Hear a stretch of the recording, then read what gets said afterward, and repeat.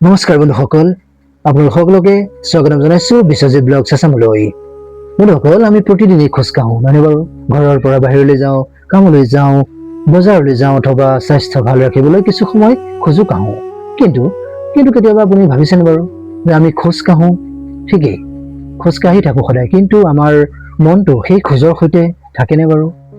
আমাৰ ভৰি আগলৈ গৈ থাকে, কিন্তু মনটো হয়তো আমাৰ অতীতৰ কোনো ঘটনাত, কোনো চিন্তাত মগ্ন হৈ থাকে, নহবা ভৱিষ্যতৰ কোনো চিন্তাত ব্যস্ত হৈ থাকে, নহয় বাৰু? আজি আমি কথা পাতিব বিচাৰিছো এটা অতি সহজ অথচ গভীৰ অভ্যাসৰ বিষয়ে। সেইটো হৈছে মাইণ্ডফুল ৱাকিং, অৰ্থাৎ সচেতনভাৱে খোজকঢ়া। ইয়াত বিশেষ কোনো জটিল মেডিটেশ্যন টেকনিকৰ প্ৰয়োজন নাই, মাত্ৰ আপুনি আপোনাৰ খোজকঢ়াটোক অলপ সচেতন কৰি তুলিব লাগে। বন্ধুসকল, আপুনি ভাবকচোন, আপুনি এখন শান্ত ৰাস্তাৰ এখন সুন্দৰ ৰাস্তাৰ পৰিৱেশৰ মাজত এটা সুন্দৰ ৰাস্তাৰে খোজকাঢ়ি গৈ আছে। আপোনাৰ ভৰি মাটিত পৰিছে, এজাক মৃদু বতাহে আপোনাৰ মুখখন স্পৰ্শ কৰিছে, কাষৰ গছৰ পাতবোৰ লৰিছে, হালিছে জালিছে, দূৰৈত চৰাইৰ মাত শুনা গৈছে ধুনীয়া। সাধাৰণতে আমি এইবোৰ লক্ষ্য নকৰো, কিন্তু মাইণ্ডফুল ৱাকিঙত আমি নিজকে কওঁ যে মই এই মুহূৰ্তত কেৱল খোজকাঢ়িম আৰু এই মুহূৰ্তটো মই অনুভৱ কৰিম সুন্দৰকৈ। লক্ষ্য কোনো ঠাইত সোনকালে উপস্থিত হোৱা নহয়, লক্ষ্য হৈছে মোৰ এই যাত্ৰাটোক অনুভৱ কৰা, এই খোজকঢ়া, এই সময়খিনি অনুভৱ কৰা। মাইণ্ডফুল ৱাকিং কেনেকৈ আৰম্ভ কৰিব? আপুনি প্ৰথমতে এনেডোখৰ ঠাই আপুনি বাছি লওক য'ত আপুনি অলপ শান্তিৰে খোজকাঢ়িব পাৰে। সেয়া এখন পাৰ্ক হ'ব পাৰে, আপোনাৰ ঘৰৰ ওচৰৰ ৰাস্তা হ'ব পাৰে, বা বাগিচা হ'ব পাৰে আপোনাৰ, অথবা ঘৰৰ ভিতৰত এটা সৰু ঠাইও হ'ব পাৰে। খোজ কঢ়া আৰম্ভ কৰাৰ আগতে কেইমিনিটমান গভীৰ উশাহ লওক, লাহে লাহে উশাহ লওক আৰু লাহে লাহে এৰি দিয়ক। তাৰপিছত নিজৰ মনত এটা সৰু সংকল্প লওক, এই কেইমিনিটত মই মোৰ খোজ আৰু মই মোৰ উশাহ, মোৰ চাৰিওফালৰ পৃথিৱীখন মই অনুভৱ কৰিম সুন্দৰকৈ। এতিয়া লাহে লাহে খোজ কাঢ়িবলৈ আৰম্ভ কৰক।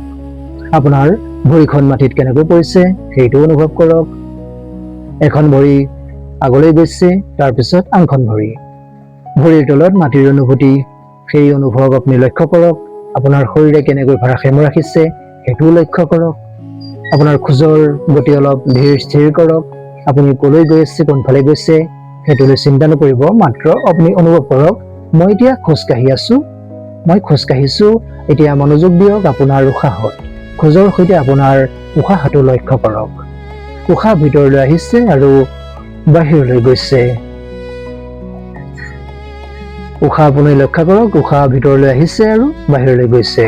ইচ্ছা কৰিলে আপোনাৰ খোজ আৰু উশাহৰ মাজত এটা স্বাভাৱিক ৰিদম সৃষ্টি কৰিব পাৰে, কিন্তু নিজকে জোৰ নকৰিব। উশাহ নিয়ন্ত্ৰণ কৰাটো ইয়াৰ উদ্দেশ্য নহয়, উশাহক কেৱল লক্ষ্য কৰাটোৱেই যথেষ্ট। তাৰপিছত আপুনি চাৰিওফালৰ পৃথিৱীখন অনুভৱ কৰিবলৈ চেষ্টা কৰক। এতিয়া আপোনাৰ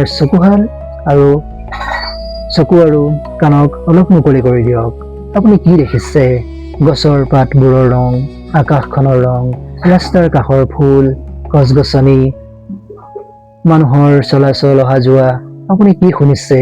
চৰাইৰ মাত, দূৰৈৰ বতাহৰ শব্দ, পাতৰ মৃদু শব্দ আৰু আপোনাৰ নিজৰ খোজকঢ়াৰ শব্দ। এইবোৰ সৰু সৰু কথা যেন লাগিব পাৰে, নহয় বাৰু?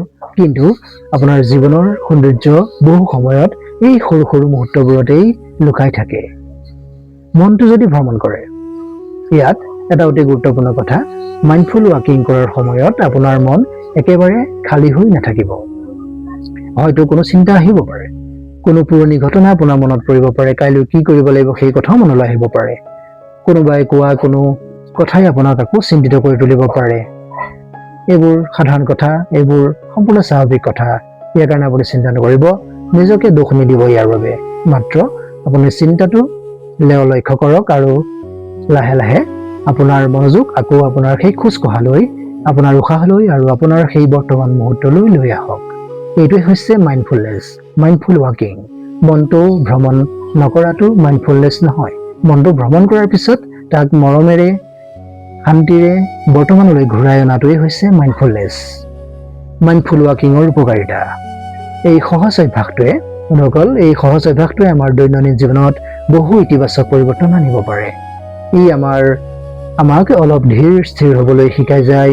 আমাৰ ব্যস্ত জীৱন যাপনৰ এই চিন্তাৰ মাজত অলপ মানসিক স্পেচ সৃষ্টি কৰে, মনৰ মাজত খালী ঠাইৰ সৃষ্টি কৰে, নিজৰ শৰীৰ আৰু অনুভূতিৰ প্ৰতি অধিক সচেতন হ'বলৈ আমাক সহায় কৰে, শিকাই যায়, প্ৰকৃতিৰ সৈতে আমাৰ সংযোগ বৃদ্ধি কৰি তোলে। আৰু আটাইতকৈ গুৰুত্বপূৰ্ণ কথাটো হ'ল ই আমাক বৰ্তমান মুহূৰ্তটো উপভোগ কৰিবলৈ শিকায়, আমাৰ বৰ্তমানত জীয়াই থাকিবলৈ শিকায়। আমি বহু সময়ত সুখী হ'ম বুলি ভৱিষ্যতৰ কোনো এটা দিনৰ অপেক্ষা কৰি থাকোঁ, হয়নে বাৰু? কিন্তু মাইণ্ডফুলনেছ ই আমাক সোঁৱৰাই দিয়ে যে জীৱনটো কেৱল কাইলৈ বা অহাকালিলৈ নাই, ভৱিষ্যতত নহয়, জীৱনটো এই মুহূৰ্তটো আমাৰ জীৱন। প্ৰতিদিনে কিমান সময় কৰিব আপুনি প্ৰথমতে মাত্ৰ 5 পৰা 10 মিনিটৰ পৰা আৰম্ভ কৰিব পাৰে। আপোনাৰ সুবিধা অনুসৰি পুৱা বা সন্ধিয়া এই অভ্যাস আপুনি কৰিব পাৰে। মোবাইলটো কিছু সময়ৰ বাবে আপুনি আঁতৰাই ৰাখক, হেডফোন নলগালেও হ'ব, কোনো মিউজিক নাথাকিলেও হ'ব, কাৰণ কেতিয়াবা আমাৰ চাৰিওফালৰ প্ৰকৃত যিবোৰ শব্দ, সেই শব্দবোৰেই আটাইতকৈ সুন্দৰ মেডিটেশ্যন বা মিউজিক হৈ পৰিব পাৰে আমাৰ বাবে। বতাহৰ শব্দ, চৰাইৰ মাত, দূৰৈৰ পৰা ভাহি অহা ধুনীয়া শব্দবোৰ, পাতৰ মৃদু শব্দ আৰু আপোনাৰ নিজৰ খোজৰ শব্দ। শেষত যেতিয়া আপোনাৰ ৱাকিং মেডিটেশ্যন শেষ হ'ব, অলপ সময় ৰৈ যাওক, কিছু সময় ৰৈ দিয়ক, গভীৰভাৱে উশাহ লওক, নিজৰ শৰীৰটোৰ প্ৰতি কৃতজ্ঞ হওক, এই পৃথিৱীখনৰ প্ৰতি আপুনি কৃতজ্ঞ হওক। মই আগতেও কৈছোঁ কৃতজ্ঞতা কি কৰে, আৰু নিজকে এটা কথা কওক, মই ইয়াত আছোঁ, এই মুহূৰ্তত আছোঁ, আৰু মই এই মুহূৰ্তটো অনুভৱ কৰি আছোঁ, আৰু এই মুহূৰ্তটো মূল্যৱান হয়। বন্ধুসকল, শান্তি সদায় কোনো দূৰৰ ঠাইত বিচাৰি পাব লাগিব বুলি কথা নাই। কেতিয়াবা শান্তি আমাৰ নিজৰ খোজৰ মাজতেই লুকাই থাকে। এটা খোজ, তাৰপিছত আন এটা খোজ, আৰু প্ৰতিটো খোজৰ সৈতে নিজকে অলপকৈ আকৌ বিচাৰি পোৱা। এইটোৱেই হৈছে মাইণ্ডফুল ৱাকিং। এইটোৱেই সাধাৰণ খোজক এক সৰু মেডিটেশ্যনলৈ ৰূপান্তৰ কৰাৰ এক সুন্দৰ সৌন্দৰ্য হয়।